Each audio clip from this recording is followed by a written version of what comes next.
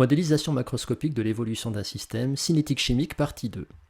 Suivi cinétique d'une transformation chimique. Le suivi cinétique d'une transformation chimique ne peut se faire que dans le cas d'une réaction lente. Dans ce cas, on va déterminer à chaque instant t la composition du milieu réactionnel, qui nous donnera soit la quantité de matière d'un réactif à l'instant t, ou bien sa concentration en quantité de matière effective. On pourra aussi trouver la quantité de matière d'un produit formé à l'instant t, ou sa concentration en quantité de matière effective. Il existe deux méthodes de suivi cinétique. La première méthode est le suivi par titrage. Dans ce cas, à différentes dates, T1, T2, T3, on va prélever un volume du milieu réactionnel et on va le placer dans un grand volume d'eau glacée. Cette opération s'appelle la trempe. En faisant cette opération, on va diminuer fortement la concentration et la température du milieu réactionnel. On va donc jouer sur deux facteurs cinétiques qui vont fortement ralentir, voire arrêter la transformation. Ensuite, on va procéder au dosage par titrage d'une espèce du milieu, produit ou réactif, et on aura donc ainsi la concentration d'un réactif ou d'un produit à différentes dates. La méthode numéro 2 s'appelle la mesure en continu d'une grandeur physique. Ici, à l'aide d'un capteur adapté, on va pouvoir, à n'importe quel instant, déterminer la concentration de A, de B ou de C. Mais la question qui se pose est, quel capteur choisir ? Si le réactif ou le produit est acide ou basique, on va faire le suivi du pH dans le temps. Le capteur sera donc un pH-mètre. Si le réactif ou le produit se présente sous forme d'ion, on va suivre la conductivité dans le temps. Le capteur sera le conductimètre. Si le réactif ou le produit est coloré, on va faire un suivi de l'absorbance dans le temps avec un colorimètre ou un spectrophotomètre. Enfin, si le réactif ou le produit se présente sous forme de gaz, on utilisera pour faire le suivi de la pression dans le temps un pressiomètre. Une fois le suivi effectué, on va pouvoir représenter la variation dans le temps, par exemple, de la quantité de matière du réactif en défaut. Cette quantité de matière initialement est maximale, puis elle va diminuer suivant cette loi de variation qui va nous conduire à une valeur nulle. A l'inverse, on peut aussi suivre dans le temps la variation de la quantité de matière de produit formé. Cette fois-ci, cette quantité initiale sera nulle, puis va progressivement augmenter pour atteindre une valeur maximale et qui sera constante dans le temps. Temps de demi-réaction. Le temps de demi-réaction est noté T1,5. Ce temps de demi-réaction est la durée au bout de laquelle la moitié de la quantité initiale de réactif limitant est consommée. On peut écrire que à T1,5, le nombre de moles ou la quantité de matière de réactif limitant est égal à NR initial, la quantité de matière initiale divisée par 2.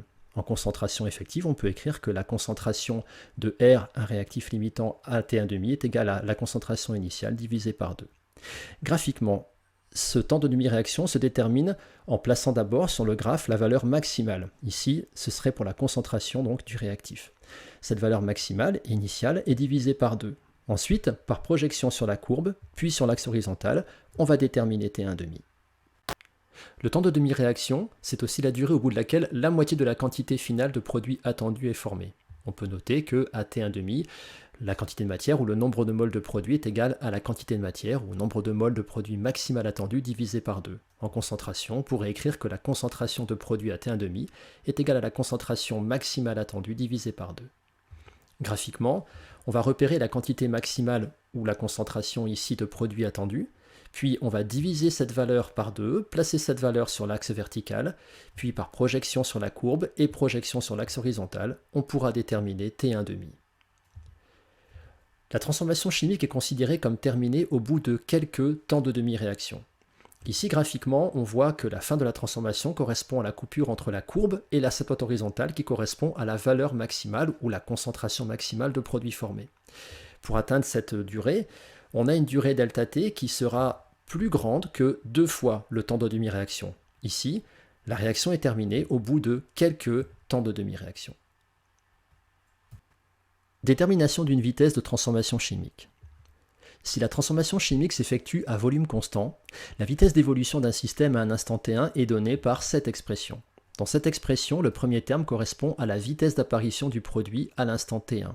Cette vitesse est égale à la dérivée de la concentration de ce produit par rapport au temps. Et cette dérivée sera calculée à l'instant T1. Ici, on calcule la vitesse à partir de la concentration d'un produit P, mais on peut aussi calculer cette vitesse à partir d'une concentration de réactif. L'expression de la vitesse sera celle-ci. On va calculer la vitesse de disparition du réactif à l'instant T1 en calculant la dérivée de sa concentration effective par rapport au temps calculée à T1, avec cependant un signe moins devant la dérivée. Il faut noter que ces deux vitesses sont égales et elles correspondent à la vitesse de la transformation chimique. Encore une fois, quand on va calculer la vitesse de disparition en se basant sur la dérivée de la concentration du réactif, il ne faut pas oublier de placer un signe moins. Comment calculer la vitesse? Il y a d'abord une méthode mathématique. Si on connaît la loi de variation, par exemple, de la concentration d'un produit en fonction du temps, qui s'écrirait ici concentration du produit est égale à 2t², on va dériver cette expression par rapport au temps. Si on dérive la concentration du produit par rapport au temps, on va dériver 2t² par rapport au temps, on va obtenir 4t. Ensuite, on va calculer cette vitesse à une date donnée, par exemple à t égale 3 secondes. On va donc calculer la dérivée de la concentration du produit par rapport au temps à la date 3 secondes, c'est-à-dire qu'on va faire 4 fois 3 égale 12 mol par litre par seconde. Ceci est la valeur de la vitesse de la transformation. Pour cette même transformation, si on connaît la loi de variation cette fois-ci de la concentration d'un réactif en fonction du temps, ici on aurait concentration du réactif égale 40 moins 2t². À nouveau, on va dériver cette concentration par rapport au temps. Quand on dérive cette concentration par rapport au temps, on dérive 40 moins 2t² par rapport au temps, et on va trouver moins 4t. Ensuite, pour une date donnée, ici à nouveau 3 secondes, on va calculer cette vitesse, sans oublier cette fois-ci de placer un signe moins devant la dérivée.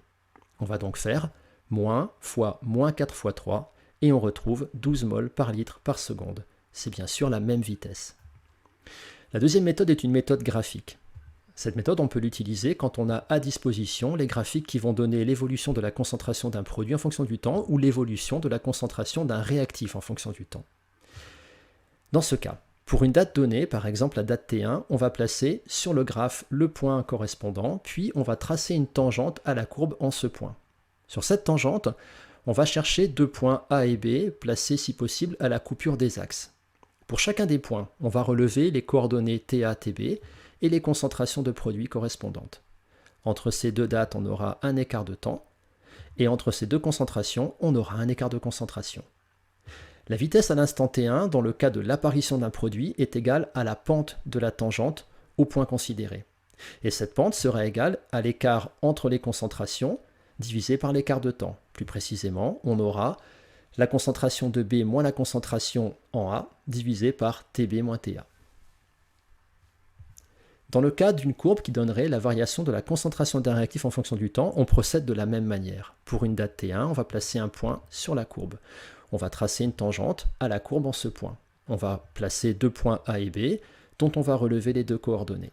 Puis, on va calculer la pente qui correspond à la vitesse, mais cette fois-ci avec un signe moins devant la valeur de la pente. Et donc Vt1 sera égal à moins P, c'est-à-dire moins delta concentration du réactif divisé par delta T, ou plus précisément moins concentration du réactif en B moins la concentration du réactif en A divisé par Tb moins Ta. Loi d'ordre 1. Soit une transformation chimique à volume constant pour laquelle R, un réactif, est en défaut. La réaction est dite d'ordre 1 si les vitesses d'apparition de produits et les vitesses de disparition de réactifs sont proportionnelles à la concentration du réactif en défaut à l'instant T. Ainsi, on pourrait écrire que la vitesse d'apparition d'un produit à l'instant T, notée d de P, d de concentration de P sur dt, sera égale à K1, une constante, fois la concentration du réactif à l'instant T. On pourra noter aussi que la vitesse de disparition d'un réactif à l'instant T, qui se calcule en faisant moins d de la concentration de R par rapport au temps, est égale à K2, une autre constante, fois la concentration du réactif à l'instant T. Dans ce cas, la concentration de R, le réactif en défaut, est solution d'une équation différentielle d'ordre 1. Comment reconnaître une réaction chimique d'ordre 1 ? On vient de le voir, si la vitesse d'apparition d'un produit est égale à K1 fois la concentration de R, ou si la vitesse de disparition d'un réactif est égale à K2 fois la concentration de R. Ou bien, si l'expression de la concentration de R en fonction du temps est sous la forme concentration initiale de R fois exponentielle de moins kT. Ceci est une fonction qui est solution de l'équation différentielle d'ordre 1 précédente. Enfin, graphiquement, si le temps de demi-réaction est indépendant de la concentration initiale en réactif, ici on voit que globalement pour deux concentrations de R différentes, on a la même durée, temps de demi-réaction, eh bien on a une réaction chimique d'ordre 1. Voilà, ce cours est terminé, à revoir éventuellement, cinétique chimique, partie 1 et 2.